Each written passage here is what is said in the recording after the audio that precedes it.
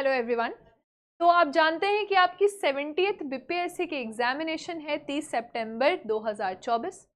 अब इसी के लिए जो लास्ट के काउंटडाउन 100 डेज आपके पास बचे हुए हैं, इसके लिए हम रोज एक टॉपिक आपके लिए लाएंगे जहां से एक सवाल संभावित है, यानी कि ज़्यादातर क्वेश्चंस टॉपिक से पूछे जाते हैं।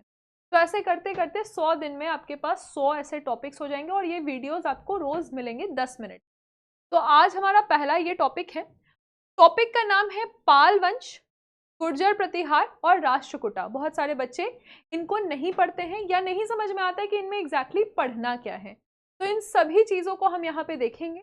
इन डायनेस्टीज के राजधानी यानी कि कैपिटल को समझेंगे, अगर कोई बहुत इंपॉर्टेंट कंस्ट्रक्शन है उसको समझेंगे, और इन्हीं तीनों के बीच में त्रिपक्षीय जो संघर्ष हुआ है, त्रिपार्टीय आप स्ट्रगल पढ़ते हैं, तो उसमें कौन जीता, कौन किसके समकालीन है, ये भी हम समझेंगे। तो सबसे पहले हम देखेंगे कि ये जो आपका वंश है, ये आपका सबसे पहले हम पाल, उसके बाद गुर्जर प्रतिहार आया और फिर राष्ट्रकूटा आया। इसी पूरे श्रेणी में हम इसको पढ़ने वाले हैं। तो आप देखेंगे कि पाल वंश का संस्थापक था गोपाल। ये 750 एडी में इसने इस वंश की संस्थापना की। उसके बाद बंगाल को इसका एकीकरण करने वाला ये गोपाल ही थे, राइट।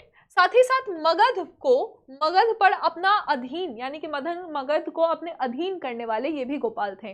मगध एक ऐसा सम्राट जहां पर आप जानते हैं कि मौर्य थे, उसके बाद गुप्ता थे, और उसके बाद आप देख रहे हैं कि मगध को ये अपने अधीन करते हैं। बिहार शरीफ में जो उदंतीपुर विश्वविद्यालय है, तो उदंतीपुर विश्वविद्यालय को किसने बनाया? तो ये पाल वंश के संस्थापक गोपाल ने ही इसे बनाया था। सवाल पूछा गया है आपके एग्जामिनेशन। अब हम देखेंगे सेकंड राजा जो थे वो धर्मपाल थे। सबसे इंपॉर्टेंट राजा है धर्मपाल। धर्मपाल के समय में आप देखिएगा कि ये 770 से लेके 810 के बीच में है। इन्होंने नालंदा विश्वविद्यालय वही जो आप करंट अफेयर्स में पढ़ रहे हैं कि इसके कैंपस को 815 साल बाद अब इनॉग्रेट किया गया है। तो नालंदा विश्वविद्यालय को इन्होंने रिवाइव करवाया, इसका मतलब है इसको पैसे देके उसको फिर से ठीक करवाया। साथ ही साथ विक्रमशिला विश्वविद्यालय भी किसने बनवाया? तो ये धर्मपाल ने ही बनवाया है। हम देखेंगे कि धर्मपाल कन्नौज को अपनी राजधानी बनाते हैं, और त्रिपक्षीय संघर्ष में पाल डायनेस्टी से कौन राजा लड़ रहा है? तो वो धर्मपाल ही है, जो कि यहाँ पर आप देखिए त्रिपक्षीय संघर्ष कौन कर रहे हैं? तो धर्मपाल कर रहे हैं। और सब में जीता कौन? तो वो धर्मपाल यानी कि पाल डायनेस्टी ही जीता। उसके बाद जो राजा आते हैं ये है देवपाल। देवपाल ने असम में आप देखिएगा तो प्राज्य ज्योतिषपुर, ठीक है, तो प्राज्ञ ज्योतिषपुर जो है ये देवपाल ने इस पर कब्जा किया, इसको अपने अधीन किया। और उड़ीसा को भी अपने राज्य में कौन मिला रहा है? तो ये देवपाल ही उड़ीसा को अपने राज्य में मिला रहे हैं। पाल वंश के बारे में हम जानते हैं कि ये बौद्ध धर्म के अनुयायी थे, यानी कि इन्होंने बौद्ध धर्म को हर जगह विस्तृत किया, उसको स्टैब्लिश किया और स्प्रेड करने का भी काम इन्होंने किया, और ज्ञान विज्ञान का संरक्षण भी ये करते हैं। धर्मपाल जिन्होंने विक्रमशिला विश्वविद्यालय की स्थापना की, तो विक्रमशिला के बारे में आप ये समझिएगा कि धर्मपाल ने यहाँ पे वज्रयान शाखा पढ़वाना भी शुरू किया, जो कि बौद्ध धर्म की शाखा है। बौद्ध धर्म को तिब्बत में फैलाने के लिए यहाँ पे आप देखिएगा कि शांत रक्षित और दीपांकर, ये दोनों, दीपांकर को अतीश भी कहा जाता है, ये दोनों काम करते हैं ताकि तिब्बत में भी बौद्ध धर्म को स्थापित किया जा सके। अब आप देखिएगा कि गुजराती कवि है सोडल, इनका नाम है। तो धर्मपाल को गुजराती कवि सोडल जो है वो कहते हैं कि ये उत्तरापक्ष स्वामी है। उत्तरापक्ष स्वामी का इनको दर्जा दिया जाता है।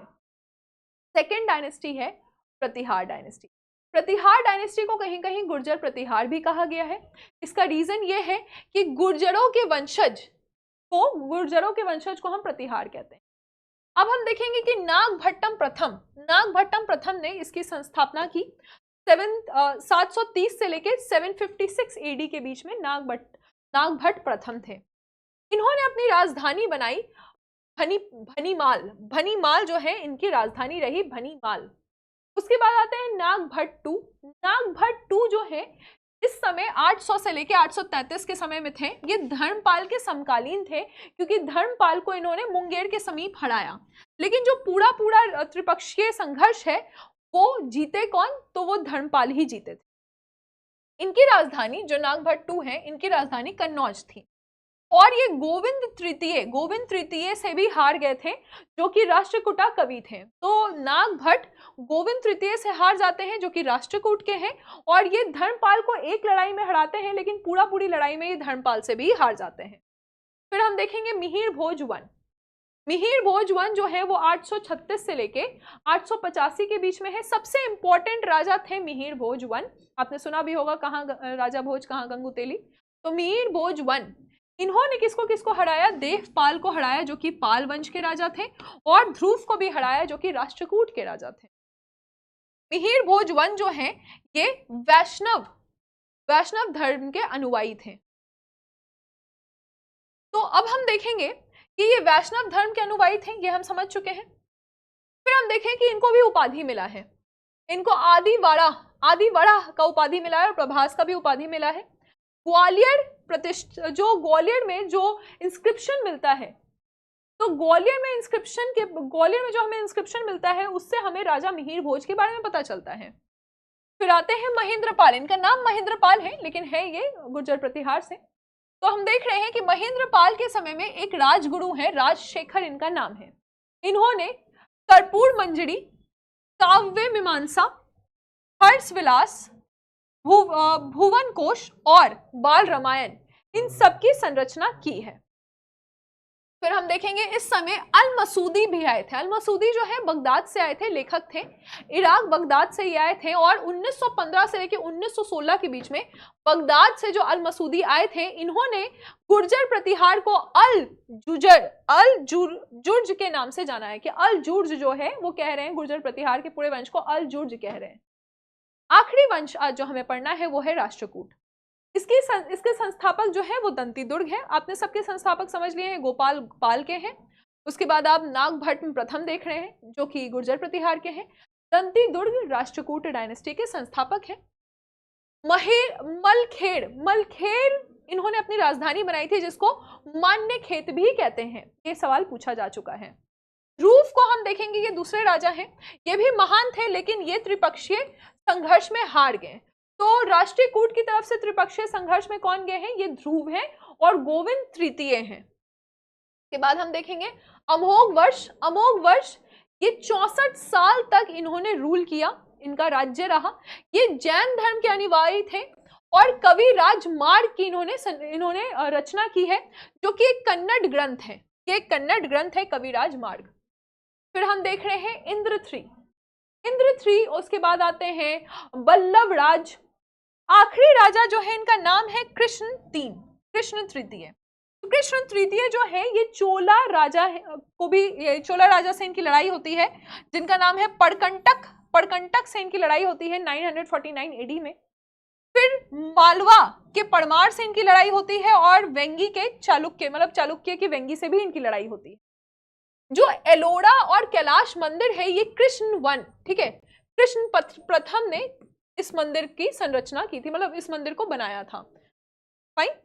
तो ये रहा आपका पाल, गुर्जर प्रतिहार और राष्ट्रकूट वंश।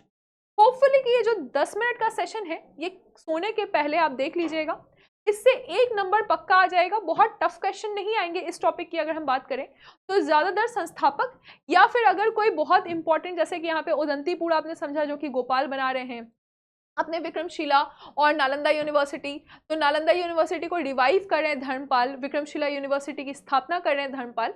इस तरह के ही सवाल आते हैं, और 1 नंबर आपका पक्का हो जाएगा 10 मिनट के सेशन में। मुझे कमेंट सेक्शन में बताइएगा कि ये सीरीज आपको कैसी लगी। Thank you.